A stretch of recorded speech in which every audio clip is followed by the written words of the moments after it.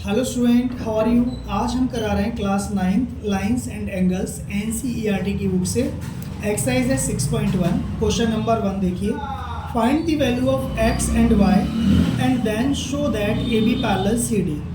तो एक फिगर बनाया हुआ है जो आपके क्वेश्चन में भी बना हुआ है बुक में। इसमें आप देखो x और y की हमें वैल्यू फाइंड करनी है और हमें ये बताना है, प्रूव करना है कि AB और CD आपस में पैरेलल है। और यहाँ पर दो एंगल दिए हुए हैं तो मैंने गिवन में लिख दिया है 2 लाइंस AB एंड CD, ठीक है। And 2 angles 50 degree and 130 degree ये दिए हुए हैं, ठीक है। और प्रूव क्या करना है हमें, AB पैरेलल CD, यानी दोनों लाइन पैरेलल है, ये प्रूव करना है हमको।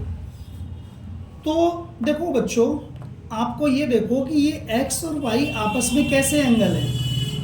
ये x और y अल्टरनेट एंगल है। आपको पता होगा कि अल्टरनेट एंगल्स क्या होते हैं। अल्टरनेट एंगल्स के बारे में मैंने सारे एंगल्स के बारे में पहले ही बता चुका हूँ। तो ये ट्रांसवर्सल लाइन पे जो उल्टी तरफ दोनों एंगल होते हैं वो अल्टरनेट एंगल होते हैं। जैसे मान लो एक Z बन गया, ये Z जैसा बन रहा है ना ये, तो इधर का एंगल और इधर का एंगल ये अल्टरनेट एंगल होगा। या उल्टा Z भी बन सकता है इसमें, तो ये और ये अल्टरनेट एंगल, ठीक है ना। तो हम इन दोनों अल्टरनेट एंगल्स की वैल्यू फाइंड करेंगे और पता लगाएंगे क्या ये इक्वल हैं। और अल्टरनेट एंगल x और y इक्वल आ गए तो हम कहेंगे कि ये लाइन पैरेलल है। तो हमें यही करना है बस, ठीक। तो मैंने ये अल्टरनेट एंगल बता दिया आपको। अब देखिए, अब आप देखो कि ये y और 130 आपस में कैसे एंगल है, vertically opposite angle. Vertically opposite angle क्या होते हैं बच्चों, वर्टिकली अपोजिट एंगल जब दो लाइन एक दूसरे को क्रॉस करती हैं तो ये वाले एंगल वर्टिकली अपोजिट एंगल होते हैं और हमेशा इक्वल होते हैं। और इधर वाला इधर के इक्वल होगा, ये आपस में इसके इक्वल और ये इसके इक्वल होते हैं। तो यहाँ पर भी दो लाइन क्रॉस कर रही हैं, देखो CD और ये वाली लाइन क्रॉस कर रही है। तो 130 और y कैसे एंगल हो गए, आपस में वर्टिकली अपोजिट एंगल हो गए। तो ये प्रूफ कर रहा हूँ मैं।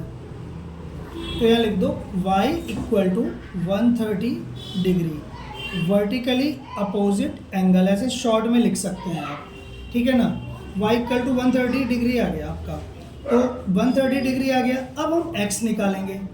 x कैसे निकालोगे, अब आप देख रहे हैं कि ये दो एंगल है 50 और x, ये लीनियर पेयर है क्योंकि ये लाइन पर बन रहे हैं ना दो एंगल। जब दो एंगल लाइन पर बन रहे हो तो वो लीनियर पेयर ही होते हैं।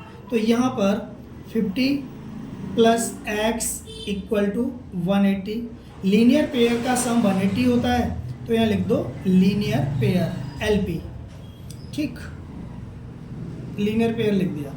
अब यहाँ पर x की वैल्यू निकाल लो, यहाँ से x इक्वल टू 180 माइनस 50। तो ये कितना आ गया, 180 में से 50 गया 130 डिग्री। तो x की वैल्यू 130 डिग्री आ गई। तो यहाँ बता रहा हूँ x इक्वल टू 130 डिग्री और y भी क्या आ गया 130 डिग्री। तो यहाँ पर x और y इक्वल हो गए, x इक्वल टू y, ठीक है ना। और ये दोनों हैं 130 डिग्री के। तो x y alternate angles are equal. तो यहाँ लिखो alter ALTERNATE, alternate angles are equal. तो जब भी बच्चों अल्टरनेट एंगल इक्वल आए या करस्पॉन्डिंग एंगल इक्वल आए तो लाइन पैरेलल ही होगी, हमेशा याद रखना। अल्टरनेट एंगल इक्वल आएंगे तो लाइन पैरेलल होगी, और लाइन अगर पैरेलल दी होगी तो अल्टरनेट एंगल इक्वल होंगे। ये वाइस वर्सा ट्रू है बात। तो जब भी आप याद रखना अल्टरनेट एंगल इक्वल आए या करस्पॉन्डिंग एंगल इक्वल आए या कोई इंटीरियर एंगल का सम 180 डिग्री आए तो लाइन पैरेलल ही होगी। तीनों कंडीशन में ट्रू है। तो देयरफॉर AB पैरेलल CD। ये हमारा सवाल हो गया। कितना आसान था क्वेश्चन, आपकी समझ में आ गया होगा अच्छी तरह से। अब हम करते हैं क्वेश्चन नंबर 2। बच्चों ये एक्सरसाइज 6.2 का क्वेश्चन नंबर 2 है। ये क्वेश्चन ये है कि इफ़ AB पैरेलल CD और CD parallel EF and Y ratio Z equal to 3:7, find x। तो देखो यहाँ पे डायग्राम दिया हुआ है क्वेश्चन में ही, AB और CD आपस में पैरेलल हैं। A B parallel C D है और C D parallel E F है। तो इसका मतलब ये हुआ तीनों ही आपस में पैरेलल हैं ये। तो हम इनको ये मान के चलेंगे कि तीनों ही आपस में पैरेलल है। हमें प्रूव नहीं करना है कि पैरेलल कैसे हैं, इसके चक्कर में नहीं है। तो ये पैरेलल हैं। तो आगे गिवन में हमने लिख दिया है कि A B parallel C D और C D parallel E F. देखो एग्जाम में गिवन और टू फाइंड या टू प्रूव लिखना जरूरी है और डायग्राम बना दोगे। अगर क्वेश्चन अगर थोड़ा आधा अधूरा भी किया किसी कारणवश तो आपको मार्क्स मिल जाएंगे कुछ। अगर बिल्कुल ही नहीं करोगे तो मार्क्स कुछ भी नहीं मिलेगा। इसलिए हम गिवन और ये सब लिखवा रहे हैं, आपको लिख के बता रहे हैं। तो टू फाइंड एंगल एक्स पता लगाना है हमें और यहाँ पर जेड एंगल दिया और वाई दिया है। तो जेड और वाई एक्स के साथ अपने आप निकालने पड़ेंगे हमको और तब एक्स जाके निकलेगा। तो देखते हैं। अब देखिए कि तीनों लाइनें पैरेलल हैं यहाँ पे। तो जेड, ये जो एंगल जेड है और फिर ये एंगल भी जेड हो जाएगा। क्यों? क्योंकि ये दोनों एंगल आपस में करस्पॉन्डिंग एंगल होते हैं और ये भी एंगल जेड हो जाएगा चाहेंगे तो, लेकिन वहाँ हम नहीं लिख रहे, मैं यही लिख रहा हूँ जेड। तो देखो करस्पॉन्डिंग एंगल क्या होते हैं, मैं आपको एक बार समझाता हूँ कि जैसे मान लो ये सारी जो लाइन ड्रॉ हो रही है कॉपी पे, ये पैरेलल लाइन है सारी की सारी। तो मैं यहाँ पर 3-4 लाइन पैरेलल ड्रॉ कर ले रहा हूँ समझाने के लिए, कुछ सेकंड लगेंगे। तो जैसे सपोज कर लो कि ये एंगल z है, तो ये सारे ही z हो जाएंगे क्योंकि ये करस्पॉन्डिंग एंगल होते हैं।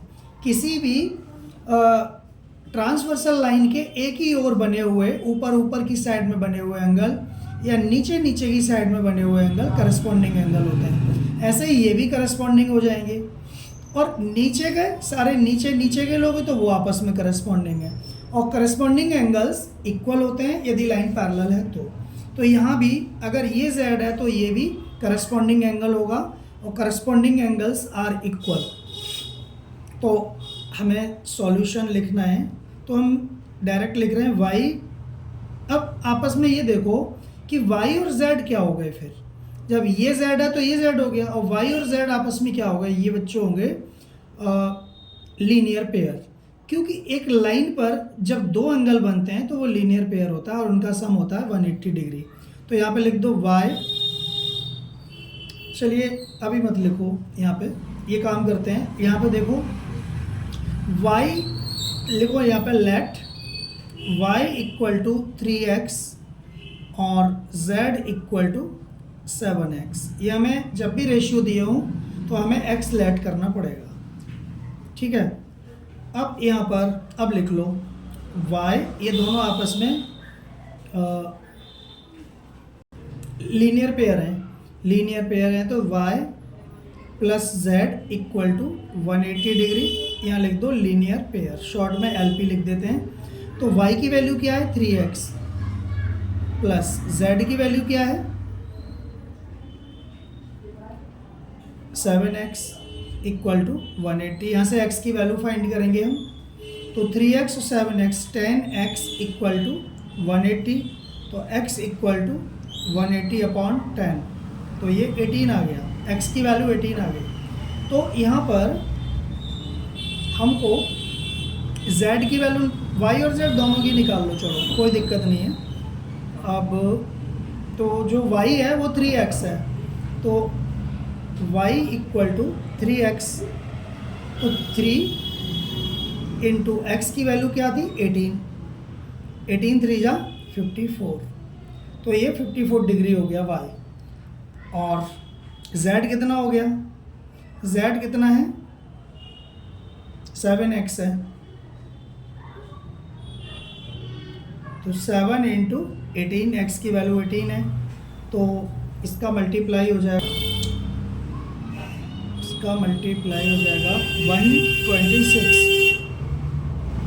126 डिग्री इसका हो गया। z ये आ गया। तो अब बच्चों अब देखो y z दोनों निकल गए, हमें निकालना है x। तो x और z में क्या रिलेशन है, x और z में रिलेशन है अल्टरनेट एंगल का। जब दो लाइनें पैरेलल होती हैं, ये लाइन और ये लाइन ए बी और सी डी आपस में पैरेलल तो दिया ही हुआ है, वैसे तीनों ही पैरेलल हैं। तो यहाँ पर दो की बात करते हैं कि z और x है आपस में अल्टरनेट एंगल, और अल्टरनेट एंगल जब लाइन पैरेलल होती है तो इक्वल होते हैं। तो जितना z होगा उतना ही x होगा। तो z equal to x। Equal to 126 degree. तो यहाँ पर लिख दो अल्टरनेट एंगल, ALT एंगल। ठीक है, तो ये हो गया। तो यहाँ से ऐसे x इक्वल टू 126 डिग्री हमारा आंसर हो गया और सवाल आपको समझ में आ गया होगा। बच्चों ये है क्वेश्चन नंबर 3 एक्सरसाइज 6.2 का। क्वेश्चन ये है, समझते हैं।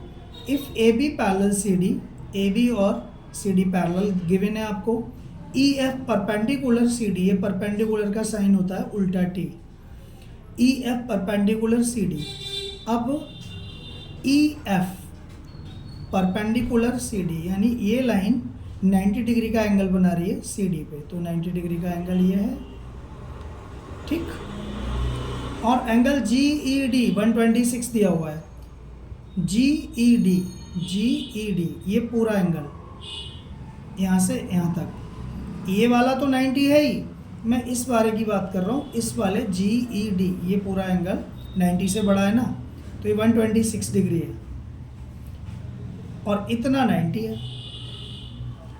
ठीक है। 126 है GED, तो यहाँ पर आप चाहो तो 126 लिख दो। याद रखना यहाँ से यहाँ तक है, ये यहाँ तक नहीं है, ठीक है। तो ये 126 दिया है और हमें तीनों एंगल फाइंड करने हैं। AGE यानी AGE ये वाला एंगल, GEF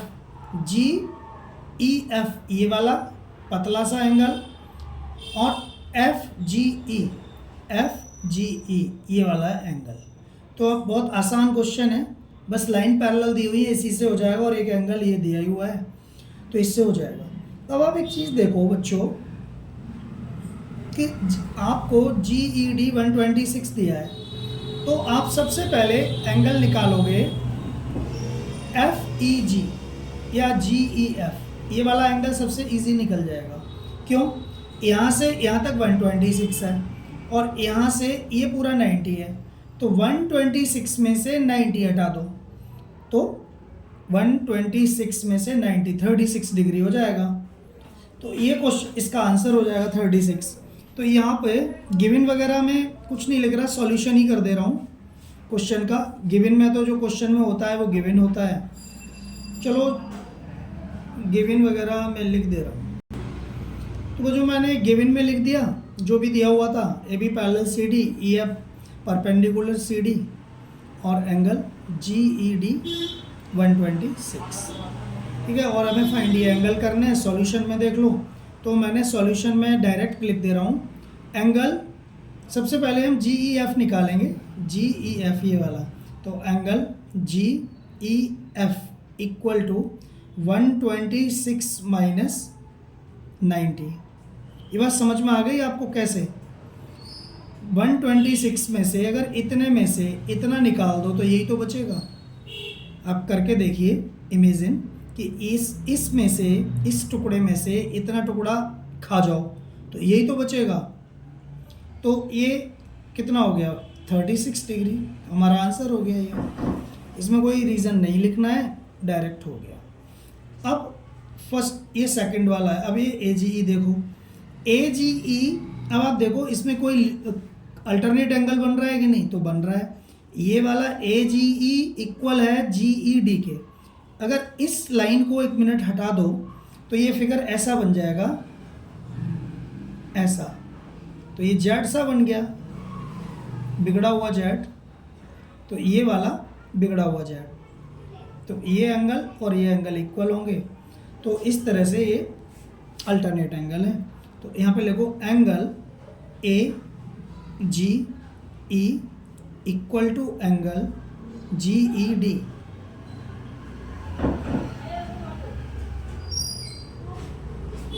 अल्टरनेट एंगल है, तो angle AGE equal to GED कितना है? GED 126, तो GED की वैल्यू 126 है, तो 126 डिग्री लिख दो, तो ये आंसर हो गया। ठीक, ये हो गया। अब तीसरा पूछा हुआ है FGE, तो FGE ये वाला एंगल, और ये वाला तो हमें पता ही चल गया AGE कितना है। AGE 126 है ये, तो ये लीनियर पेयर हो गया। लाइन पर 2 एंगल बन रहा है, एक ये और एक ये। तो 180 में से 126 माइनस कर दो तो आ जाएगा, लेकिन हम तरीके से लिखेंगे तो angle AGE plus angle AGE plus angle FGE equal to 180, linear pair तो AGE 126 है और plus angle FGE equal to 180, तो angle FGE equal to 180 minus 126, तो बच्चों हो जाएगा ये 54 डिग्री। तो ये हमारे तीनों आ गए, ये भी आंसर है और ये भी आंसर था और ये भी आंसर है। ठीक है, उम्मीद करता हूँ आपकी समझ में आ गया होगा। आज इतना ही, कल नेक्स्ट क्वेश्चन करेंगे इसका।